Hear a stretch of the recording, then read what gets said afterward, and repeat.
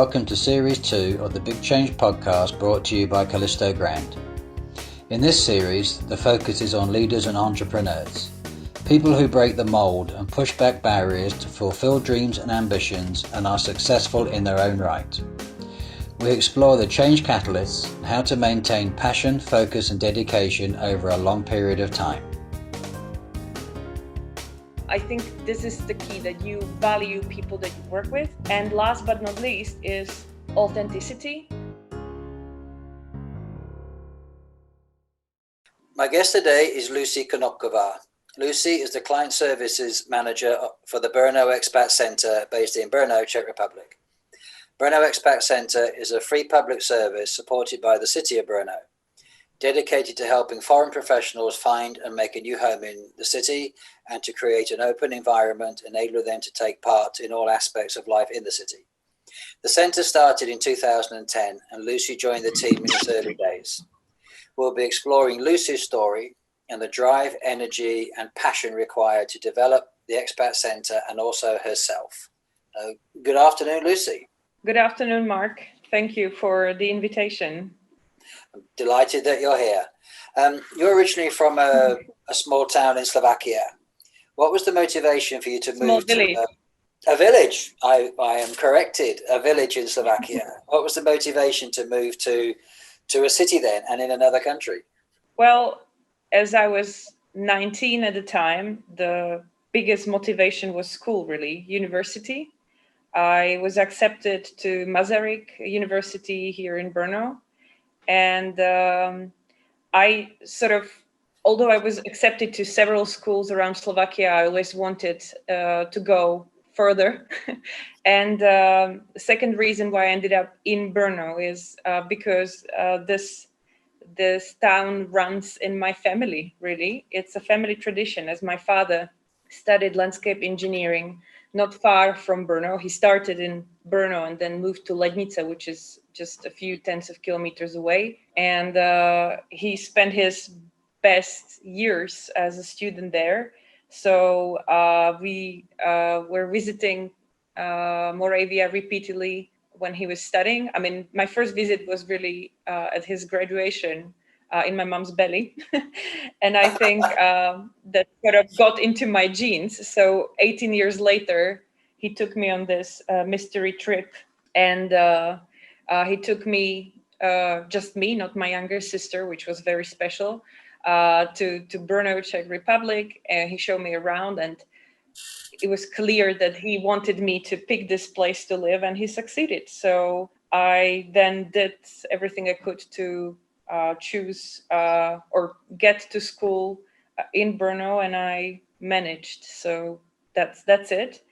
And I think at that time it was also sort of wish to just try something different, like a bigger town, be on my own, and so on. To push yourself a bit out of your comfort zone, yeah. Sort of, yeah. Okay. So when you as you were studying, was there a kind of a moment when you thought that you weren't going to be a traditional employee, as in, office bound in finance or something like that? Yeah, there was. I think I've always thought, even when I was really young, of my potential future career as something that I could relate to on a personal level, something that I would be able to do and feel good about what I'm doing, something that would be complementary in a way to who I am, and something where I could speak, help, create, teach, which is very vague, really. But I think that's why primarily I decided to do languages. Languages were always a fascinating thing for me. And I felt like languages, especially back in the 90s, I started when I was very young with French and then soon after with English. When you come from a small communist or post-communist country, speaking another language opens doors for you. So for me, speaking languages of other nations, big nations, languages that are spoken around the world, was a way to open the doors to do whatever afterwards. So that's why. And you asked me more than a traditional employee. And here I would like to say, like, if by a traditional employee you mean, I don't know what you mean by that, but I'm very lucky to be surrounded by extremely talented people. So to me, people that work around me that I know traditionally are very sort of driven, believe in what they do, they enjoy it, put their heart and soul into it, and they're very happy to do what they do. So I think each and every one of my colleagues at the Brno Expat Center could be described as a non-traditional employee in this way. And they're amazing people, and they're like ongoing source of inspiration for me. I totally agree. And being one of those expats myself in Brno, the centre's been very helpful. And it's the things that you guys do, it's even little things, that just to ask for how to find a plumber or getting a driving license or something like that can be very daunting when you're living away from home. So the service that you guys offer is always very friendly, and it's a very important part of the city. So what was your route to the Brno expats then? So you're at university, you're studying and so on. What was the bit in between sort of finishing university and then joining the Brno expats? Okay, well, 9 years ago, roughly, I was in the middle of finishing, or it was 10 years already. I was in the middle of finishing my degrees. I studied various programs, and then if you study many programs, that means that it will take you years to do all your state exams and write all your thesis. And I was also a part-time teacher because I never wanted to be too much of a burden to for my parents. I have a younger sibling, and I always felt like, to the extent that was possible, I wanted to support myself. So I was part-time teacher of English and French. I was in the middle of these thesis / exams, and I felt like I wanted to try something else. I wanted to sort of I always loved foreign languages. I loved traveling. I loved meeting people. And I was hoping that maybe there might be sort of a job that would sort of incorporate all of these passions of mine. And so I just one night I was totally fed up, and I started searching the internet, like what organizations there are in Brno, what's happening in Brno. And I came across Brno Expat Center, and I think it was really like luck or destiny, whatever you call it.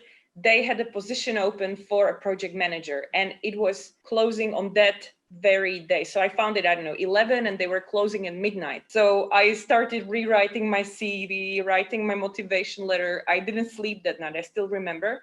And early in the morning, I sent them an email with all of these in the attachment saying, I'm sorry, it's a bit late, but I only noticed your job offer yesterday, and I'm really, really interested. And they got back to me the following day saying, we're really sorry, we already picked our candidate, but you seem interesting enough, so we'll keep you posted. And then nothing happened.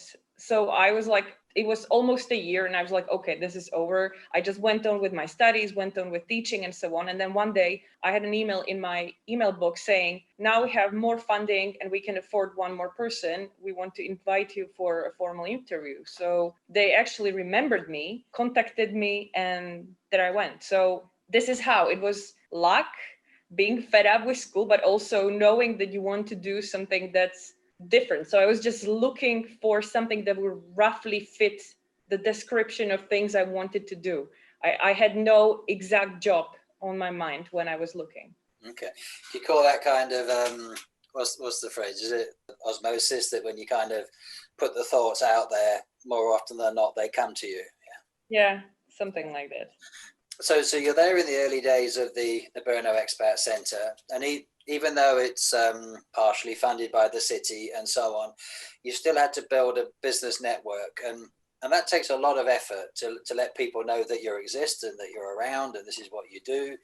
How did you progress the centre in those early days doing exactly that? Well, the early days were full of uncertainty. Yes, we were partially funded by the city, but the city would only give us money for the following year. And every year we had to sort of fight and prove that we are worth paying for another year. So it took us a long time to get on a 5-year long contract that we are on now and get a bit of stability from this point of view. So I was thinking about this because it's really amazing how far we got, and I have a few things on my mind.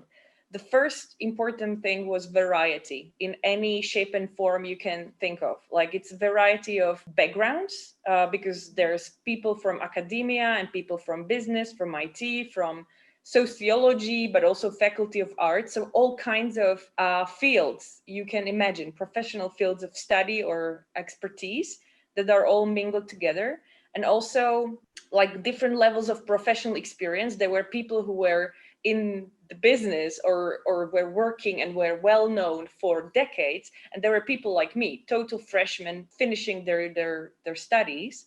And then it was like different ages as well. I started when I was 27, 28, and I had colleagues who were in their late 60s. So it's I think very interesting that we created this one homogeneous group that works together really well. So variety is a key, in my opinion. And I think we also managed to get where we are thanks to the fact that at the beginning there were very few people. Currently, there are 5 people in the office and 3 people who are part of the supervising body, let's say, the NGO that runs the project of Brno Expat Center. But at the beginning, there were only 2 of us in the office. So we are really doing everything from promotion to helping clients to organizing events, everything you can think of. And eventually we were getting more people to do particular jobs.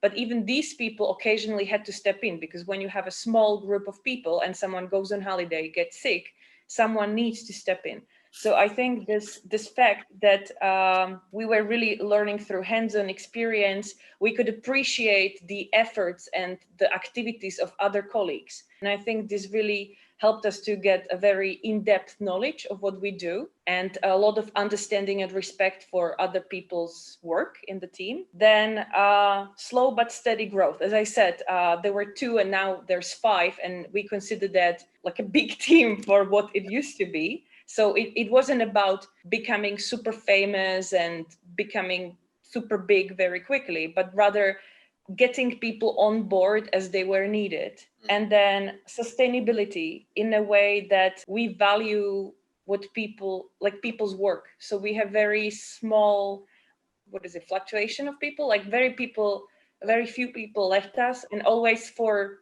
the reasons that were totally understandable, like, I don't know, finishing PhD and moving with the research abroad, or getting a full-time job because we weren't able to provide full-time job at the time, but we still keep very good relationship with all the people that sort of left the team. And I think this is the key, that you value people that you work with. And last but not least is authenticity, like towards our clients. So we really try to be real, try to be sort of very open about who we are, and what you see in the pictures is actually what you see when you visit us and see us working, or you start talking to us.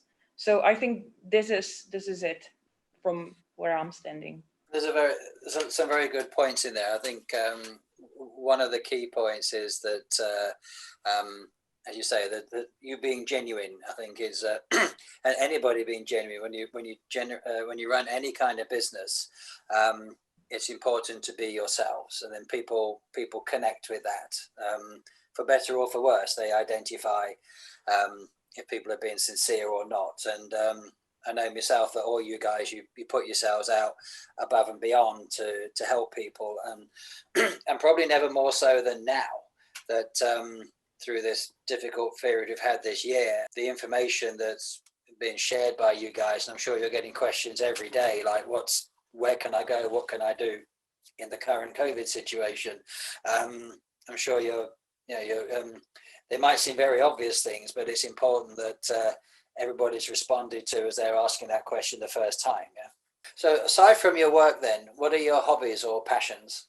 Well, I must say languages, still, always, forever. Like, I have these little funny things of mine that when I travel, doesn't matter where I go, I always buy a little hard copy of a phrasal book, because I want to learn a few words, a few phrases to sort of connect with the country and the people I'm visiting. And I also sort of continue learning languages because it feels as that's something that is essential and very close to me. So, for example, right now I'm trying to work on my Spanish. And I always wanted a native speaker as a teacher, which I was very lucky to get. So I have a teacher from Mexico who's amazing. So I'm working on that, and I picked Spanish, although I'm in love with Italian as well, because it's a language that you can use literally around the whole world, which is very fascinating.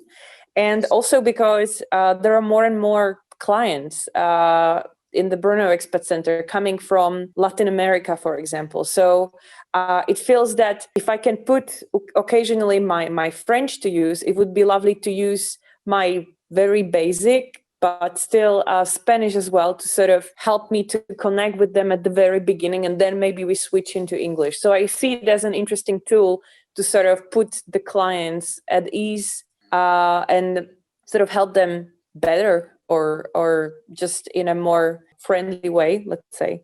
Then books. I'm a bookworm. I love reading. I always have. I always will. And I found out recently that I'm sort of a tsundoku person. I don't know if you've heard this Japanese expression. Okay.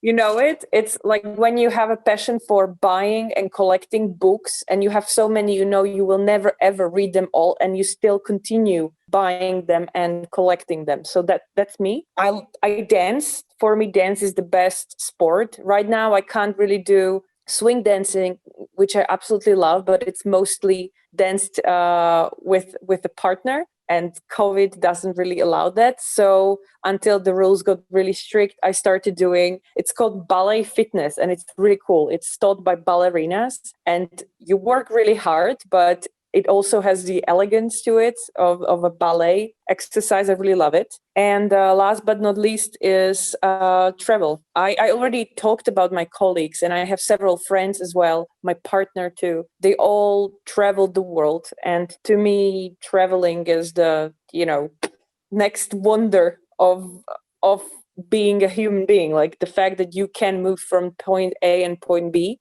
And although now I'm trying to be a bit more responsible, because yes, we are leaving the footprint, like the how many times we fly a flight and so on, it's still a big passion of mine. So I've been on bigger trips, like months away, on smaller trips, and I really hope these weren't the last ones in my life. So these are my passions. Yeah, and all of those apart from the dancing, are hobbies that I enjoy as well. So I can fully understand that. Czech isn't so good, but hey, one day. So, and what is it then? Because combining your work and your home life and that, so what is it that drives you continuously to improve yourself? Okay, I can think of three major things. First is, and foremost, is curiosity. I'm just a curious person. So it feels like I look around and I get inspired by people, by things, but just whatever I see around. And I constantly feel the need to broaden my horizons. Some people that believe in a zodiac, signs of zodiac, they say this is a typical Sagittarius. So maybe that's it.